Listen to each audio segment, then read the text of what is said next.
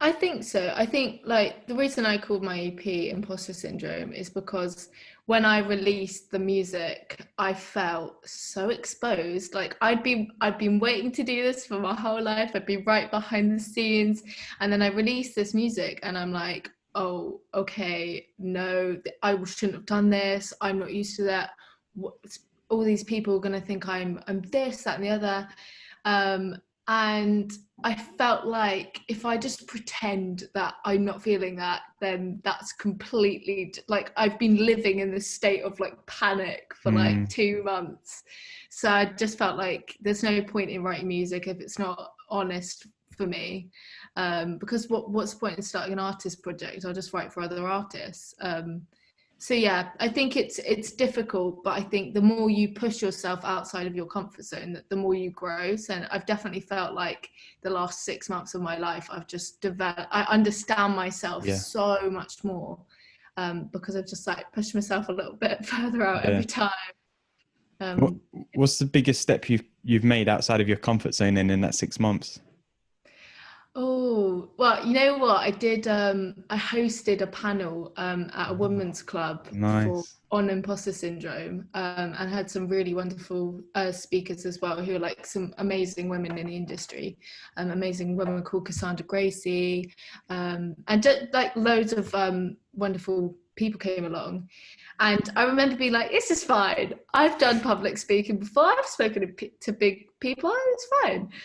I sat down and I was hosting this panel. What was I doing? I was like, I do not know how to host anything. And I'd written these notes, like pages of notes to ask everyone.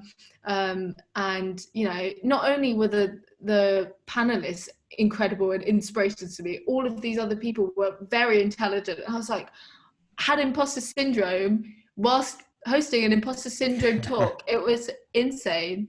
But again, I think once I finished that and I'd got over the fact that I stumbled over every single sentence and looked like a rabbit in the headlights, I was like, it's good I've done that because when I do it again, which I might do in the future, I'm not going to be as scared Yeah. and it's gonna be better, and it's important to talk about that. And it felt like a self-help group for me, that whole chat, Awesome.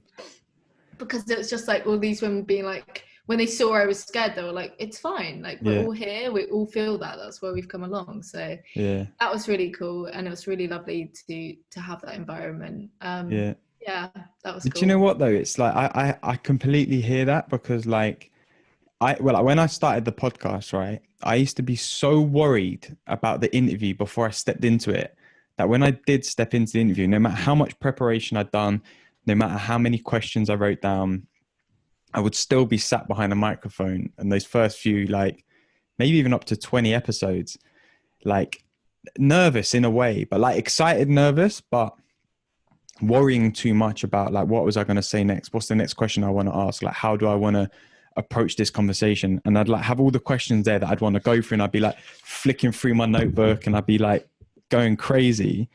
And then something clicked Punch off. in the microphone. Yeah, yeah, bosh. Yeah. But then something clicked when I had a conversation with a friend, my friend Mick, and he was like, mate, just be in the conversation. Like, don't worry about like the next question. Don't worry about the next topic you want to talk about. Don't worry about how you're going to end the podcast, how it starts. Just be in the conversation. He's like, when we're having a conversation, you're not sat there thinking about what's the next question I'm going to ask. You just have a conversation. Mm-hmm. And that really changed like a lot for me. And I remember the first podcast episode I'd done, I think it was with Reese Parkinson, who's a friend of mine. So it was a bit easier. And I put the Yes. notepad down and I just went, right, I'm not going to use it.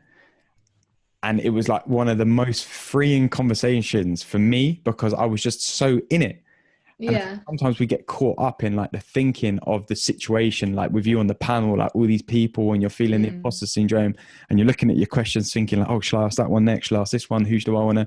You're trying to direct everything before you've even done it instead of just doing it. Yeah, exactly.